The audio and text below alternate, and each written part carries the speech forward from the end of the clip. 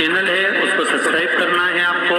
उसका एक कारण, जो उपाय हम लोग कथा के माध्यम से बताते हैं, ये उपाय आपको यूट्यूब के माध्यम से, फेसबुक के माध्यम से आपके मोबाइल पर पहुंच जाए। फिर निवेदन करूंगा, कहीं जाकर मत रोइए, कहीं जाकर मत कहिए कि आपको तकलीफ क्या है। ना रिश्तेदारों से, ना नातेदारों से, ना कुटुंब से, ना कबीले से, ना अपनों से, किसी से नहीं कहना कि दुख क्या है। बस इतना करना कि किसी मंदिर में अगर पूजन करने जा रहे हो, आप जिस पाठ को कर रहे हो, जो पाठ आप करते हो, हमें ये भी नहीं कहना कि तुम शंकर का पाठ करो, हम तो ये भी नहीं कहेंगे कि शिव कवच करो, हम ये भी नहीं कहेंगे कि तुम हम बताएं वाला पाठ करो। तुम तो जो पाठ करते हो, तुम जो स्मरण करते हो, जो तुम मंत्र जाप करते हो, जो तुम नाम जाप करते हो, तुम्हारी मर्जी, तुम जो जपते हो, बस उस जप के समय पर कटोरी में, गिलास में, तांबे के पात्र में, पंचपात्र में जल हो और उस जल का आचमन, उस जल का सींचन दुकान पर, घर पर रोज करना प्रारंभ कर दो। आधे से ज्यादा तुम्हारी तकलीफ, आधे से ज्यादा तुम्हारा कर्जा, आधे से ज्यादा तुम्हारा दुख तो भगवान यूं ही समाप्त कर देगा। यूं ही हम जल कौन सा सींचते हैं भगवान, अपनी दुकान पर पानी कौन सा छोड़ते हैं, अपने घर पर जल कौन सा सींचते हैं। जब मटके में से भरकर लिया है, कुंड में से भरकर लिया है, अपने घर में नल में से भरकर लिया है और वो पानी लाने के बाद में सब दूर छिट जाए। अपन वो वाला पानी कभी नहीं छीटते जो रखा है, जो आराधना के लिए रखा है, साधना के लिए रखा है, जो भगवत स्मरण के लिए रखा है, हमने वो नहीं छीटा। हम तो भरकर लाए और छीट दिए। अरे भाई, बहुत दुख है, बहुत तकलीफ है, बहुत कष्ट है, कहीं मत भटको। जिससे तुम्हारी अच्छी पटे उसका स्मरण कर, उसका भजन कर, उसका कीर्तन कर, उसका नाम जाप कर।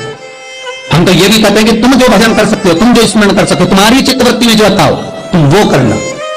हम भी बताएं तो भी मत करना। तुम्हें अच्छा लगे तो करो, नहीं लगे तो तुम जो कर रहे हो बहुत अच्छा करो।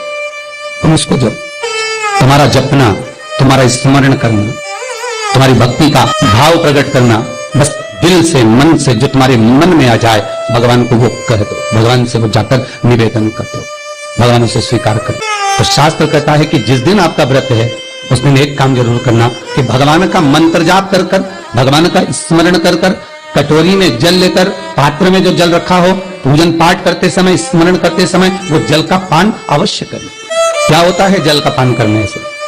शिव महापुराण की कथा कहती है, चाहे आप हनुमान चालीसा पढ़ें, चाहे आप राम रक्षा स्तोत्र पढ़ें, चाहे आप देवी कवच करें, चाहे आपकी मर्जी पड़े, जो पाठ पूजन करें, बस एक निवेदन है, पूजन पाठ करते समय एक कटोरी में, तांबे के कलश में, एक गिलास में जल अपने नजदीक में जरूर रखें। क्या होगा उससे?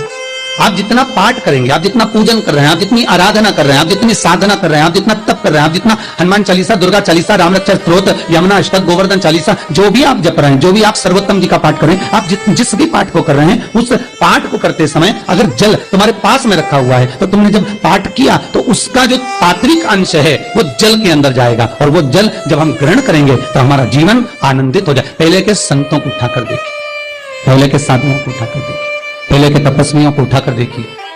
साधु, सन्यासी, तपस्वी जहां पर तप करते थे उनके पास में कमंडल में जल रखा रहता, उनके कमंडल में जल होता था। उन्होंने कमंडल में से जल लिया, श्राप दे दिया, उन्होंने कमंडल में से जल लिया, आशीर्वाद दे दिया। तो कई शास्त्र, कई विद्वान कहते हैं कि उस सन्यासी का तप बल इतना प्रबल था कि उसके मुख से जो निकलता था वो हो जाता था। ध्यान देना, सन्यासी के तप बल से भी प्रबल था उसके कमंडल का जल, जिसको वो पठन करता था, तप करता था, साधना करता था, भजन करता था, कीर्तन करता था, तो जो जल उसके पास में रखा रहता था उसमें इतना पावर आ जाता था कि बस उसको छोड़ते ही वो श्राप लग जाता। किसी मंदिर में जाएं, किसी देवालय में जाएं, किसी तीर्थ में जाएं, उस मंदिर का जल, तीर्थ, उस मंदिर का कुंड का आनंद भाव लिया जाए। भाई, भारत की भूमि पर जितने मंदिर हैं, भारत की भूमि पर जितने तीर्थ हैं, सारी नदियां, कुंड, तालाब, छोटे छोटे सरोवर, बावड़ियां, ये सब मंदिर के पास